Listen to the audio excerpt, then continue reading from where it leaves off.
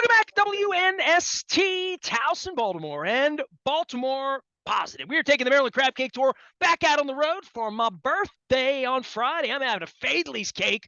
Might wind up having 5 crab cakes on Friday, the 14th. It's all brought to you by the Maryland Lottery. We're letting ourselves play, giving away some Raven scratch-offs. Our friends at Goodwill getting you ready for Halloween. I'm somewhere between Ziggy Stardust and Aladdin Sane. I'm not sure, but I'm going to be doing it at Goodwill for my Halloween shopping. And, of course, our friends at Window Nation putting in my windows, give me a little fresh air here this time of year. We got all sorts of things going on, including rock and roll. Those of you know of my Raven experience of being thrown out of the football world. The rock and roll world is still alive with tribute bands. And my dear friend Paul Mann threw together the Trifecta Festival a couple weeks ago. Success, lots of people, beautiful weather, beautiful people, great music, great food. Beer trucks, beer. Did I mention beer? Food trucks, beer trucks, all sorts of things. And just so many great bands. And this was the band that I was the most interested in seeing through the course of the day because the reputation sort of precedes them. I thought the Unforgettable Fire was unbelievable. And I got to meet Tony. I think he's going to come on the program at some point, talk about this Bono spoken word thing that I'm going to Canada for in a couple of weeks. But I'm an old school R.E.M. fan. I didn't realize how much I liked the Smiths until I saw the Smiths band, Caligula Blushed, as well. And they did a fantastic tribute to Maz and others. But the R.E.M. band came, delivered, didn't know anything about them. They started talking all this Bills-ish in the middle of their set. It had nothing to do with Georgia or Between the Hedges or Athens. But the band's actually a New York-based band, I believe. I'm about to meet the lead singer of the band. It did a great job making things happen. And apparently not even a Bills fan, a Giants fan. Hence, we put him forth this week so I could tell him all about Super Bowl 35 and how much fun I had in Tampa, kicking the Giants' ass like my father did in 58 and 59. But I'm not going to get into that. I'm going to be nice. Chris Sanchirico, I thought, Carico, and the actual pronunciation is somewhere in Olean, New York, where I once had an ex-girlfriend, and singing the songs of R.E.M. and coming back to Vienna, Virginia on the 15th of December. Dude, you guys were great. Let me just say that. You guys were fantastic. I've seen all sorts of tribute bands, as good as any. And I said to my wife, if I can't go see the real R.E.M., I want to go see you guys again. So I'm planning the 15th to coming together. I don't know if the Giants or Ravens are going to make nice this weekend, but it is nice to have you aboard. You guys kicked it at Timonium a couple weeks ago, man. Well, thank you very much. It was, like you said, it was just a spectacular day. Perfect weather, good food, good beer, good people. It was great. Well, I mean, I played in an 80s tribute band. We did like Ridgemont High. We did a whole bunch of different things. That was 20 years ago. My wife was the Yoko Ono of the band.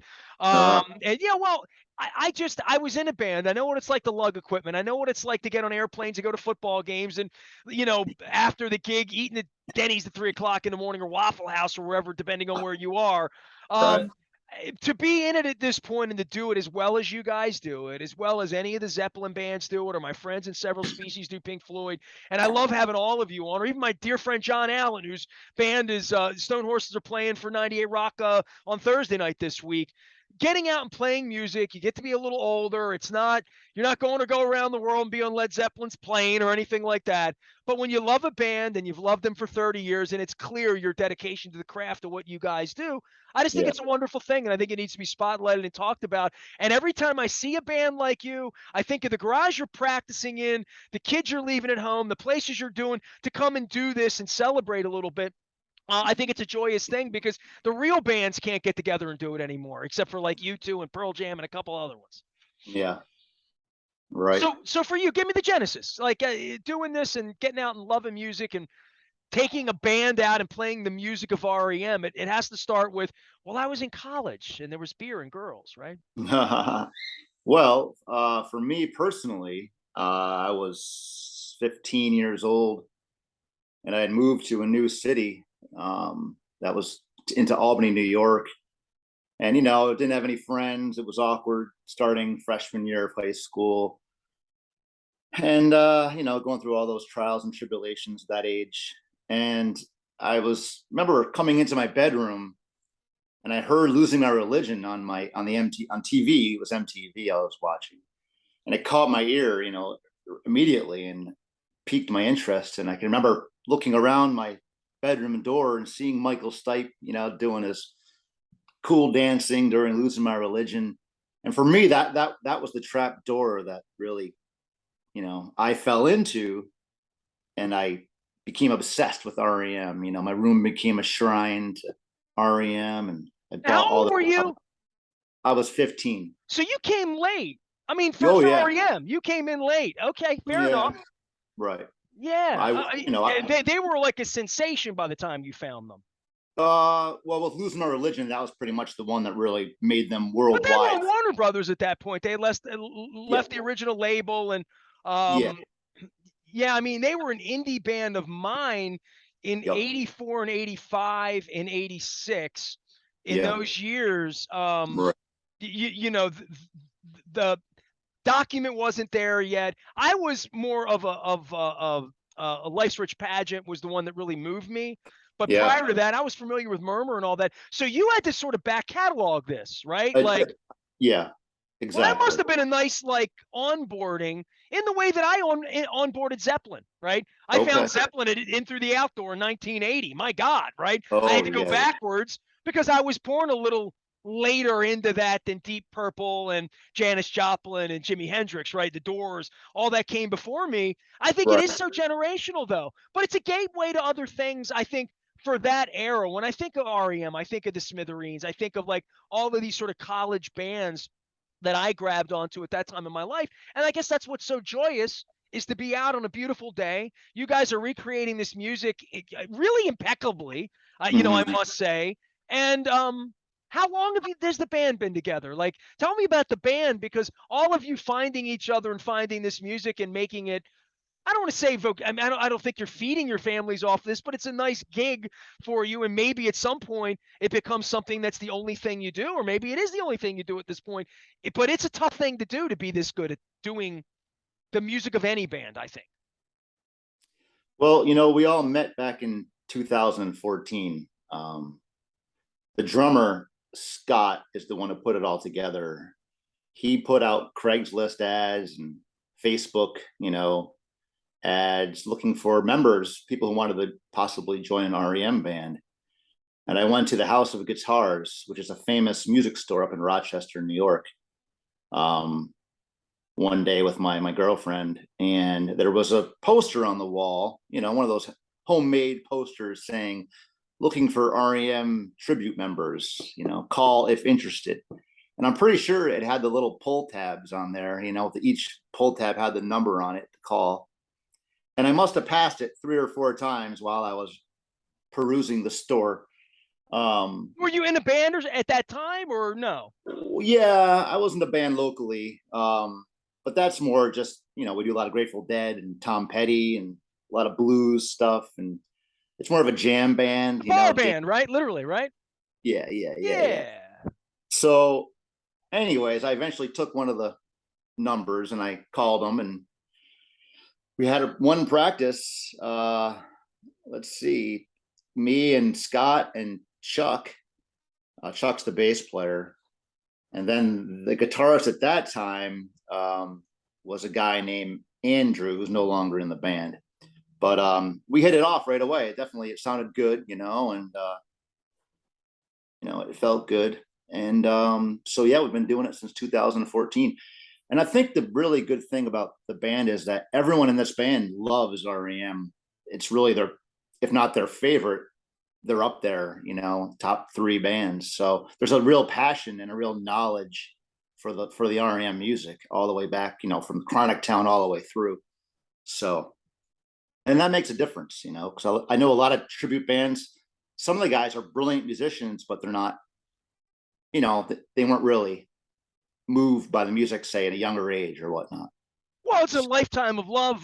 Talking Yeah. about the passion, the REM tribute band is called Dead Letter Office. If you are familiar with the band, it's sort of their album full of really cool covers and driver eights and weird sort Mm-hmm. of the inspiration for covering the songs, doing them well, and then how deep into a catalog you'd want to go. I Right. saw you guys are doing a show in Milwaukee where you're like doing the document album, right? So, um, can you do most of the songs can you do the phone book of REM? We're getting there. A lot of the stuff once Bill Berry left in '96, '97. It gets more difficult because they really REM kind of got more experimental and stretched things out, and really in some ways got more complicated too in their songwriting. So, we tend to focus on the IRS stuff. That's just what we're all really passionate about. But we've been bringing in more of the later stuff as of late, which is nice and it's fun. His name is Chris Sanchirico. I want to make sure I'm pronouncing that right. He is with the Dead Letter Office. They played over at the Trifecta Food Truck Festival, and I'm hoping Paul does it again and brings together great bands, regional bands, not just local bands. We have one of the great Pink Floyd bands here in Several Species. Obviously, Kirk McEwen's band doing those Tom Petty songs. They do such a great job. I've seen Kirk's band probably a dozen times over the last couple of years, and he really fell into an interesting thing after singing in other classic rock bands. Okay, so the December 15th, anybody wants to go see the gig, it's at Jam and Java. I've gone down there to see my buddy Mark Bryan play from Hootie and the Blowfish. He's going to be playing out in Frederick. Mark's coming on the show next week, so I'm looking forward to catching up with some Hootie talk, and I'll beat him up about the Commanders a little bit. Chris and I are going to get after it with the Giants and the Ravens as well. Doors open at 6:30. It's the 15th of December. If you love REM, I can't. I'm in the endorsement business right now with the election season, so I'm endorsing Heather Mazier, trying to get her elected here in one, so we can clean the place up a little bit. Endorsing a rock and roll band. So, dude, I was a music critic at the Evening Sun from 1986 to 1992, and during that period of time, every CD would come to my door. Every music label would call me and try to get me to review their album, come see their band. Their band was the next great thing.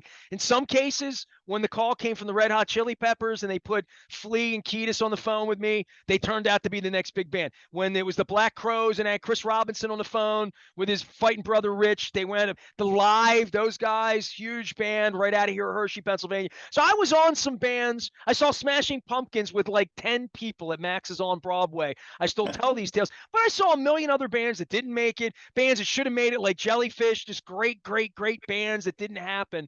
But REM was one of those bands, and I got to know Peter Buck a little bit, enough to like have his number, have a drink in Athens, kind of sort of. He used to come in with Kevin Kinney from Driving and Crying. They were really close, and they used to do gigs, and Peter Buck would just show up when they were the biggest band in the world in the back room at Max's on Broadway having a beer and playing jangly guitar, right? So but my favorite REM story, I got two, was I saw them at the Smith Center on Life's Rich Pageant, and that was just an unbelievable show at George Washington University when they were coming into their own, before they started playing the Capitol Center and, doing Orange Crush and doing all that stuff.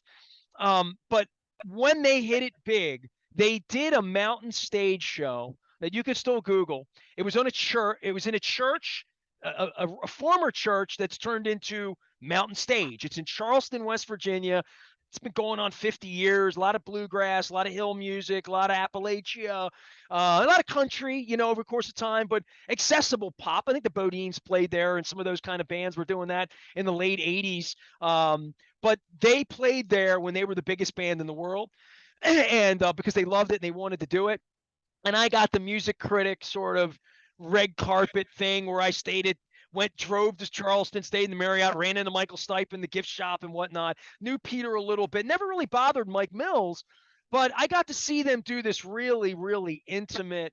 And Losing My Religion was the song then. It was 6 months old, still like the biggest song in the world. And seeing the mandolin roll out and seeing them in that environment, I was much harder for me when they started playing hockey rinks and the music changed a little bit from what, and I mean, Rush changed 20 times and whatnot, but that band for me was sort of pre-Jump the Shark, and seeing them, I never saw them in a bar, I never saw them in the 40 Watt Club or any of that. I wasn't into Reckoning, Murmur, and that early on, but I feel like I got in on them pretty early on, and they were one of those bands that Rolling Stone discovered. They were the band that sort of jumped the shark to some degree, right? To your point, you're like, we play there's like three kinds of REM, which really speaks to the kind of artists they were, right? And I think they're underappreciated. I don't think they're talked about enough.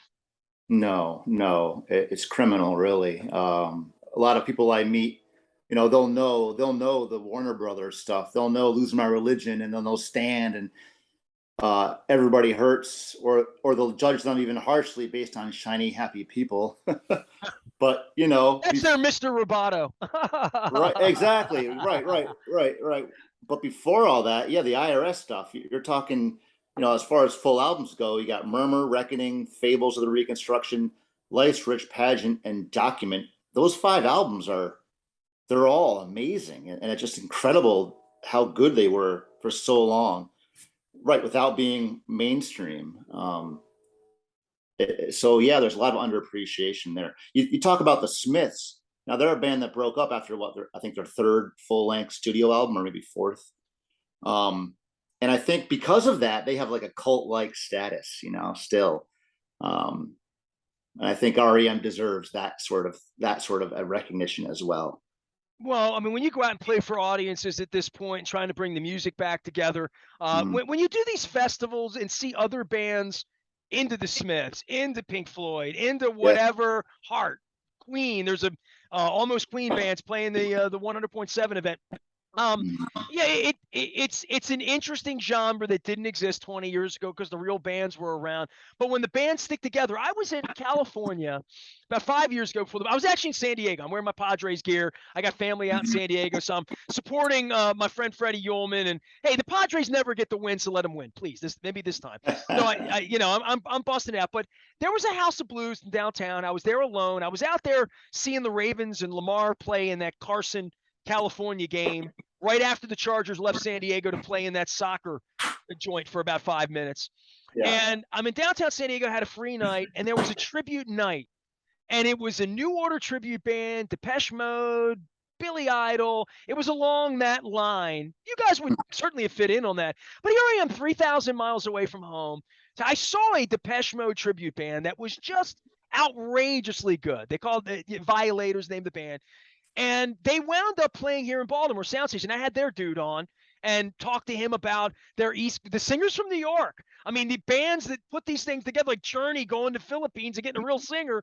You guys, in putting a band together and holding it together and loving an artist, then you get to come to Trifecta or whatever festival it is. It feels like you're on the beginning of something. I mean, it does feel like I said to my wife, these guys are going to be able to do this for the next 10 years, make nice money, have a boatload of fun, and do what you always wanted to do, which is be in a band that where you play music, people really are that you're lighting up a room. I think that's Mhm. why musicians want to be musicians, right?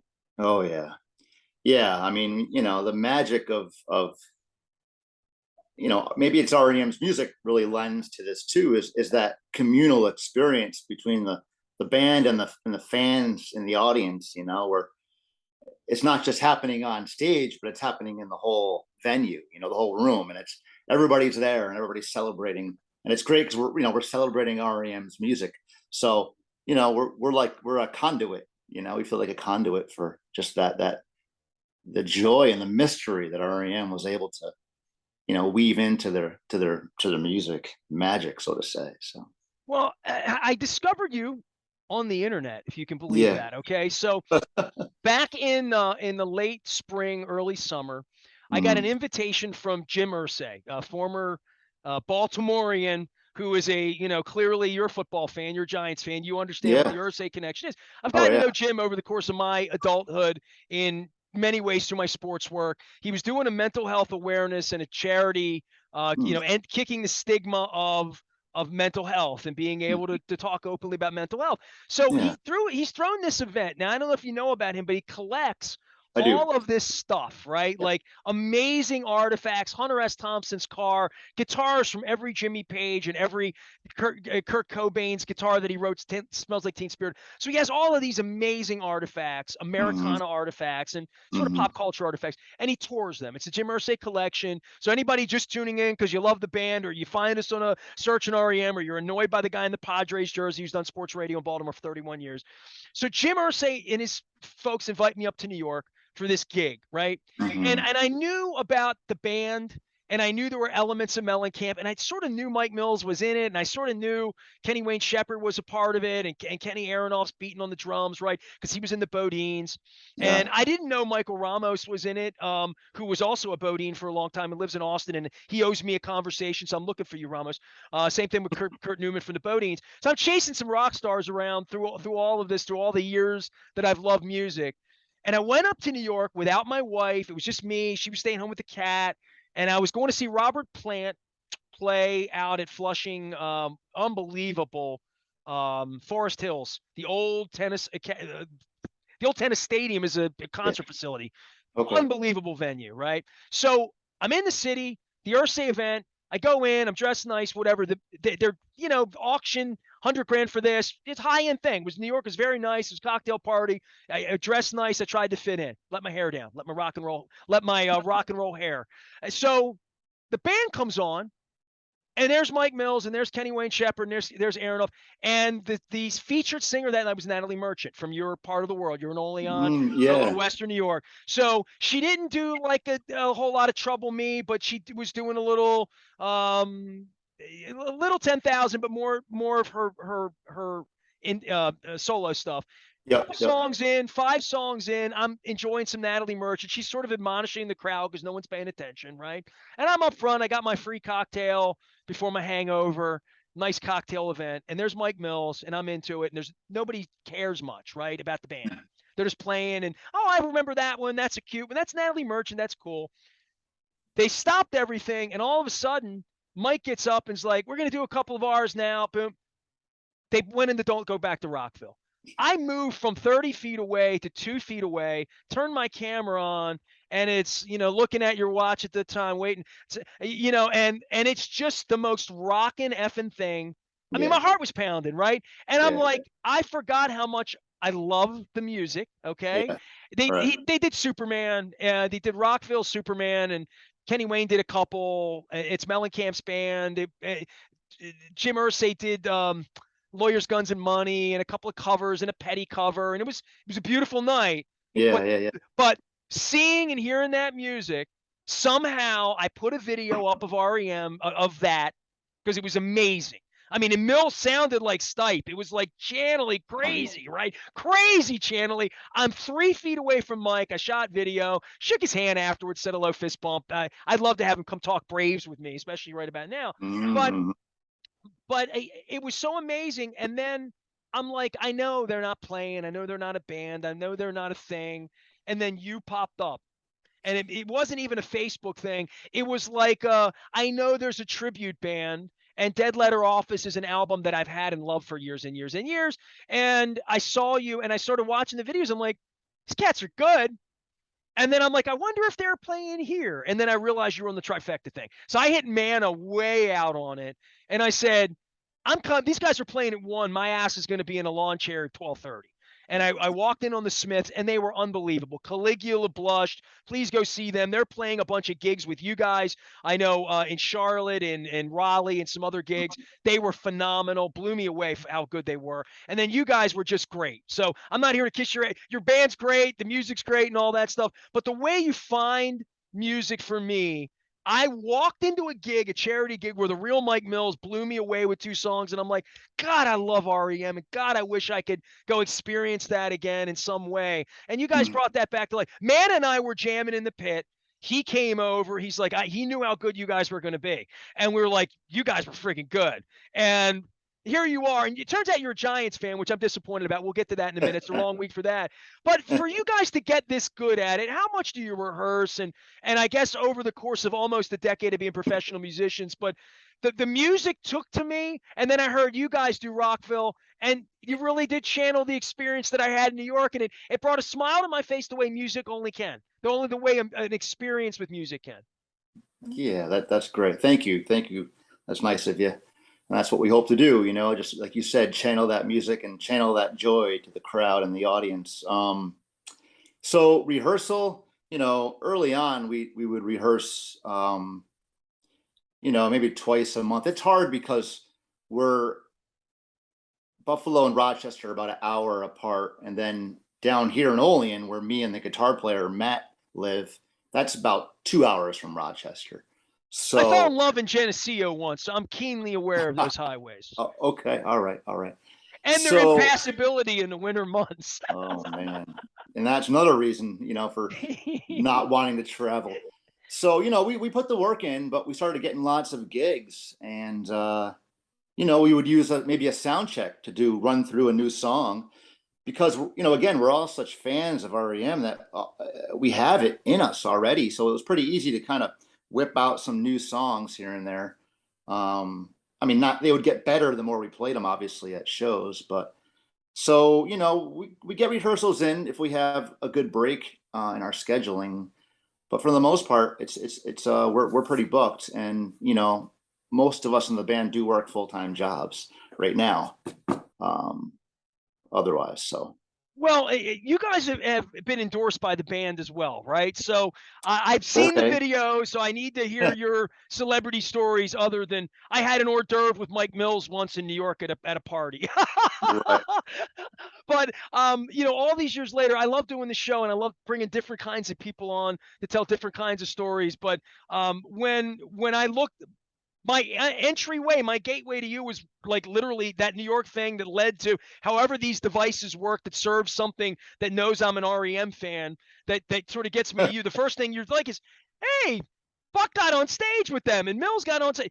It looked like you guys were like sort of surprised. And now tell me if it was staged or green roomed in any way, but give me the stories about when the real guys show up because there's just nothing cooler than that, you know? Okay. Yeah. Yeah. Well, with starting with Peter Buck, that happened in June of 2019 in San Francisco at Comedy Central event called Clusterfest. Um, and no, we had no idea. We had no idea that that was going to be the case, that he was going to be there.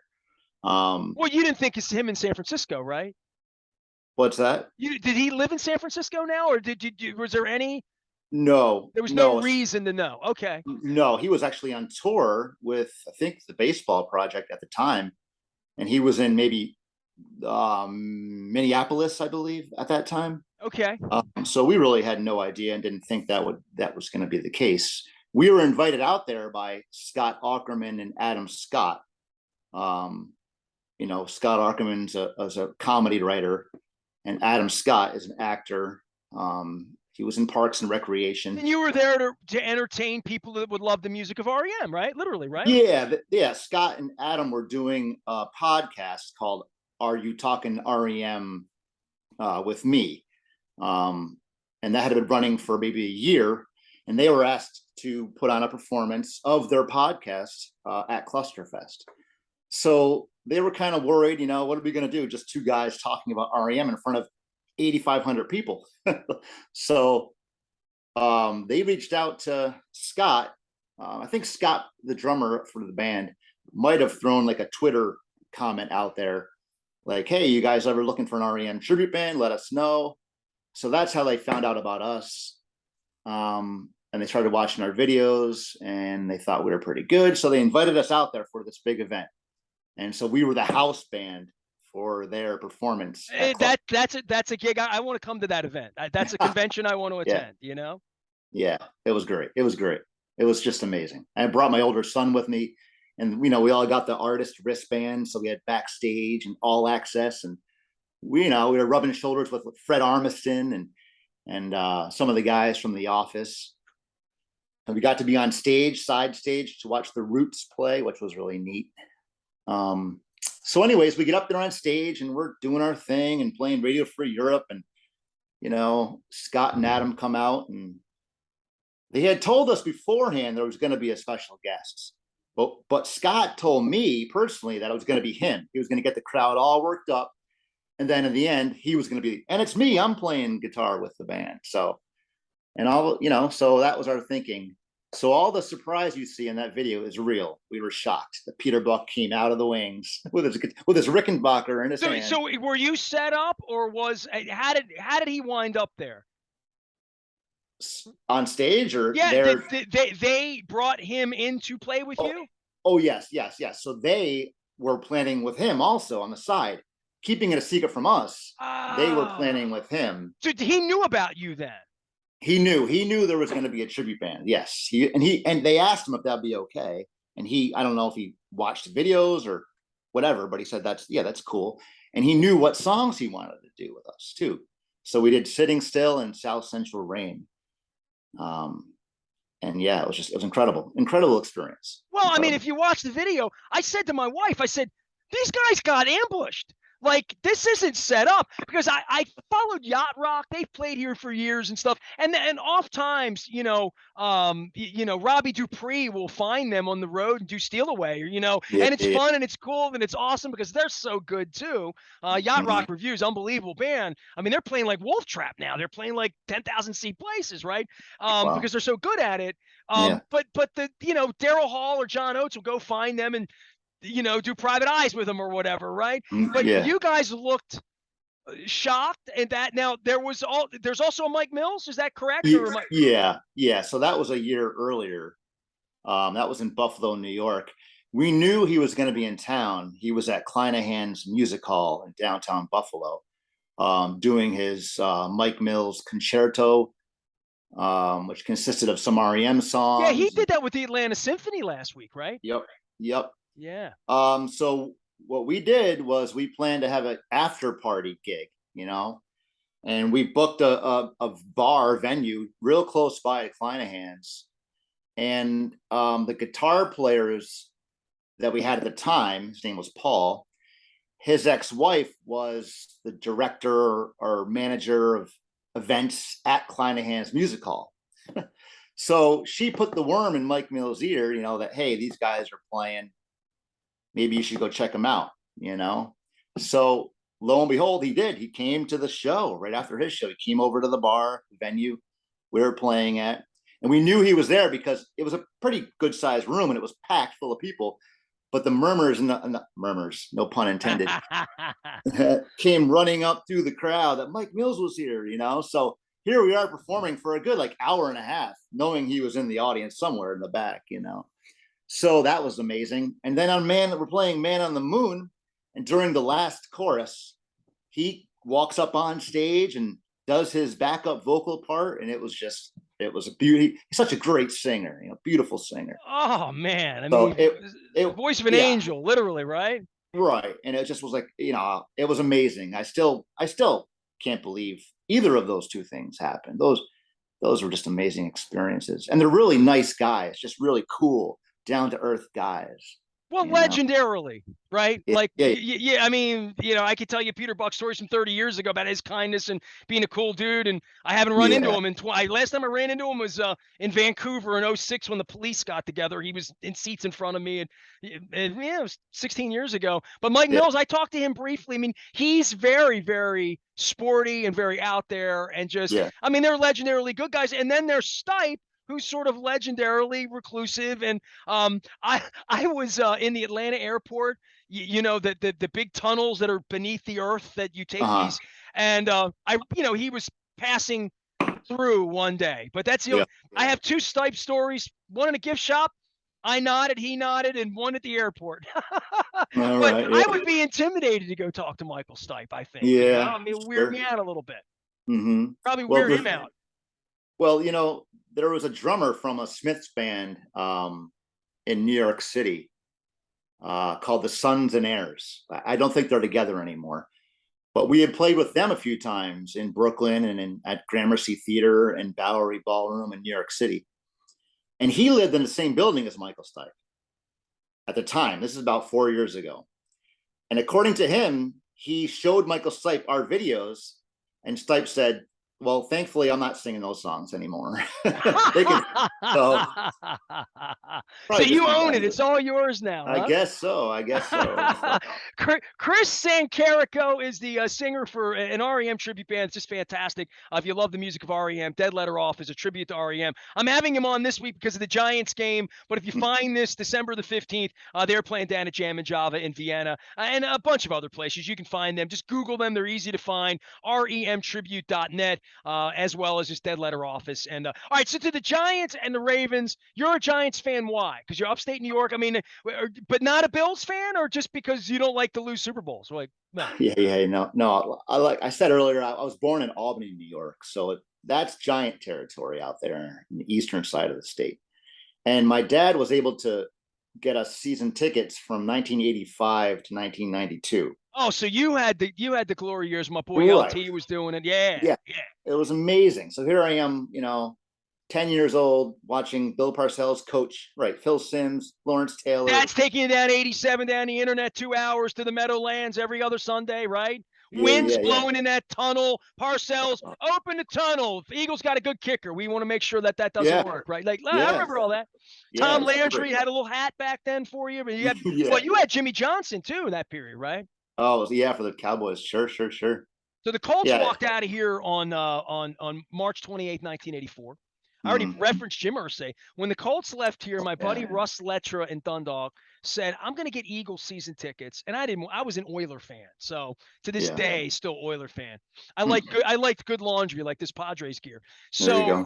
so I wound up going to Eagles games 86, 7, 8, 9, 90, Mhm. 91. So that's all the Randall Cunningham years. That was the Uh, Parcells era.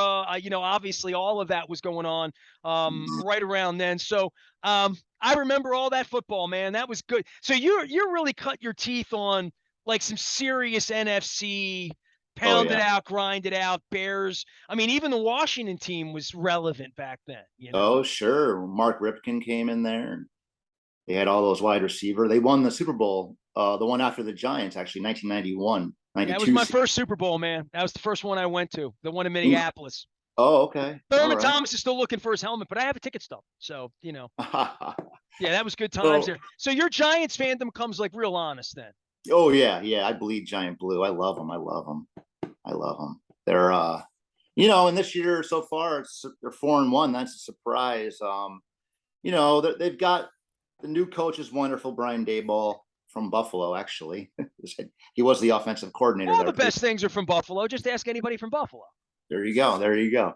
And so they're in a rebuilding year, I suppose, but they're overachieving, but not in some ways they're achieving because Saquon Barkley is a wonderful, maybe the best running back in the league. And they have a lot of defensive players that are fantastic. So with the smart coaching, they're winning games and they're playing smart. Daniel Jones, the quarterback, I've always liked him. I thought he was fantastic. He just has been a victim of poor offensive line play and injured wide receivers. So I think the best part of being a Giants fan at this point in the universe would be watching Eli and Peyton get after it on Monday nights yeah, during yeah, yeah, the yeah. ESPN2. I mean, Eli's obviously the legend and replacing that. Hey, man, sorry what we did to you guys 20 years. I mean, I'm really not. I mean, that was one of the great days of my young life.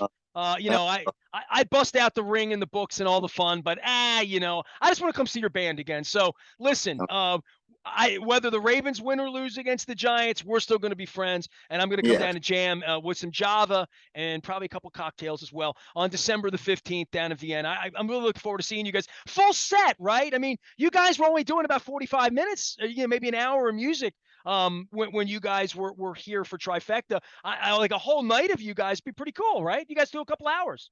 Oh yeah, yeah, definitely. And we'll dig deep too. At the Trifecta Festival, I think we stuck to most of the more popular songs, the hits. So I have a Um, chance of getting Swan Swan Hummingbird out of you guys, or Disturbance at the Heron House, or like some of that oh kind of yeah, stuff. oh yeah, definitely, definitely. Yeah, What if we give it away? No? yeah, yeah. Okay. All right. That's we're doing that one this Saturday in Rochester. Our drummer, it's his birthday, and he's picked the whole set list. So he's got that one on there. So Dude, when I say to you, standing on the shoulders of giants leaves me mm. cold. That's my Giants love for you. I didn't even come up. This came off the top of my head because I'm going through songs that I love. I'm a life rich pageant guy. So the night that you Mhm. guys recreate that and bring that back to life in its entirety, let me know. And you got to get Superman in there at the end, even though it wasn't credited, right? Oh yeah, oh yeah. We always play that one. The crowd always loves that song. Well, hey, man, appreciate you. Appreciate your time. Appreciate your band. The energy that you guys brought that day was fantastic. Looking forward to seeing you guys again. Keep the band together. Don't let Yoko come in there and mess it all up. All right. You bet, you bet. Thank you so much. You got it. Chris Sanchirico joins us. He's the singer from Dead Letter Office. If you're an REM fan, you'll love them. You can go check out the band, the tour, the videos, the bookings, and all the cool stories of Mike Mills and Peter Buck ambushing their tribute band to all things, as my mother would say, REM. I am Nestor. We are WNST, AM 1570, Towson, Baltimore, and we never stop talking rock and roll, indie rock, indie radio, and BaltimorePositive.com. Stay with us.